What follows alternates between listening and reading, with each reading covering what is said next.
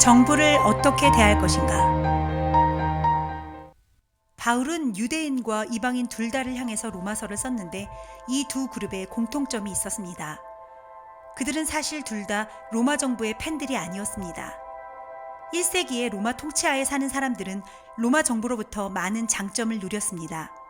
그들 덕분에 세계적으로 보편적인 평화가 있었고 로마의 치안이 미치는 곳에 사회가 안정적이었습니다. 그러나 정부는 여전히 독재 형태였습니다. 로마 시민권자 외에는 자유가 제한되어 있었고 기독교 신앙에 위배되는 다신주의를 장려했으며 특별히 누구에게나 로마의 황제신 숭배를 강요했습니다. 정의가 확립되어 있었지만 오늘날의 관점으로 볼 때 전혀 공정하지 않았습니다. 사도 바울은 본질적으로 그리스도인이 정부를 어떻게 바라보아야 하는지 충격적인 가르침을 주고 있습니다. 1. 하나님과 정부. 사람은 누구나 위에 있는 권세에 복종해야 합니다. 모든 권세는 하나님께로부터 온 것이며 이미 있는 권세들도 하나님께서 세워주신 것이기 때문입니다. 로마서 13장 1절. 이 구절에서 우리는 정부 권력을 가진 당국을 하나님이 임명했다는 사실을 배웁니다. 그러나 그것이 모든 정부 형태를 말한 것일까요? 민주주의가 아닌 독재 정부도 하나님이 세웠다면 그것을 우리가 어떻게 받아들일 수 있을까요? 바울은 여기서 그리스도인 통치자에 대해 말하지 않습니다. 당시에는 그리스도인 통치자는 그 어느 곳에도 존재하지 않았습니다. 그럼에도 불구하고 모든 그리스도인은 정부의 권위에 복종해야 한다는 것입니다. 하나님의 계획은 소수의 사람들이 칼을 차는 것이라는 것입니다. 그러나 내가 악을 행하거든 두려워하라.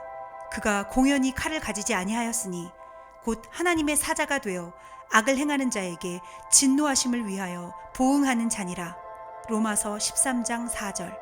정부에 복종하는 것은 공평한 일이라는 것입니다. 공세를 받을 자에게 공세를 바치고 국세 받을 자에게 국세를 바치고 두려워할 자를 두려워하며 존경할 자를 존경하라. 로마서 13장 7절. 그렇다고 하나님께서 그들의 모든 정치적 행동에 책임을 면제하시며 그들의 권위가 결코 정을 받아서는 안 된다고 말씀하시는 것이 아닙니다. 사도행전 5장 29절에서 베드로와 사도들은 종교 당국으로부터 복음을 전하지 말라는 명령을 받았습니다.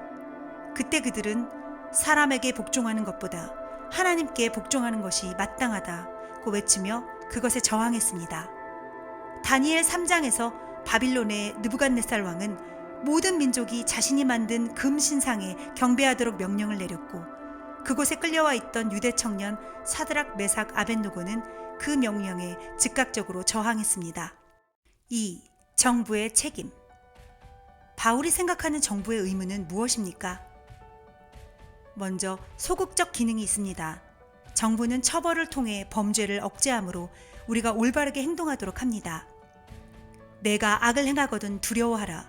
그가 공연히 칼을 가지지 아니하였으니. 로마서 13장 4절. 정부 당국은 칼, 즉 각종 제재, 벌금, 구속, 사형 등을 차고 있는 하나님의 사역자들이라는 것입니다. 다음으로 적극적인 기능이 있습니다. 정부의 주요 역할은 국민을 위해서 선을 집행하는 것입니다. 그는 하나님의 사자가 되어 내게 선을 이루는 자니라. 로마서 13장 4절. 정부는 선한 행동과 관계들, 선을 장려하고 보상하면서 동시에 나쁜 행동과 관계들, 악을 처벌함으로 하나님께 봉사한다는 것입니다. 바울은 정부가 하나님의 권위를 가질 뿐 아니라 하나님의 사역도 행한다고 가르칩니다. 3. 정부에 대한 그리스도인의 책임. 로마서 13장에 따르면 정부에 대한 그리스도인의 책임은 세 가지로 요약할 수 있습니다. 복종한다, 양심에 따라 복종한다, 두려워하고 존경하는 자세로 복종한다. 바울은 크리스천이 정부에 대해 지켜야 할 네 가지 의무를 이야기합니다.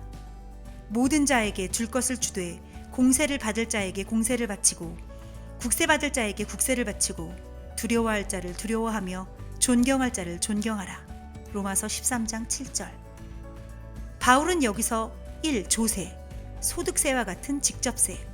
2. 관세, 판매세 같은 간접세. 3.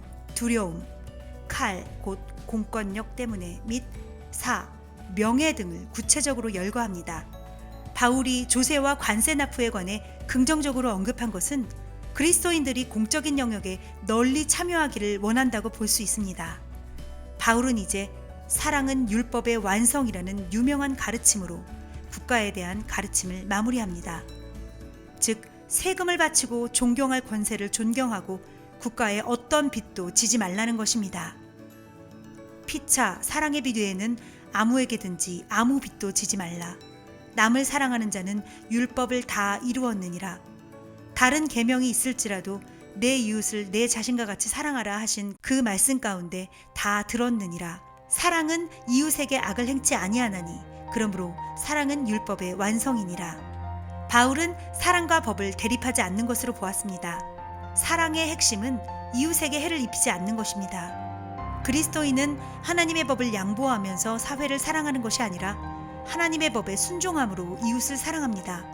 그래서 그리스도인은 사회로부터 자신을 격리시키지 않고 자신을 순응시키지도 않는 존재입니다. 이것이 국가에 대한 그리스도인의 태도여야 한다는 것입니다.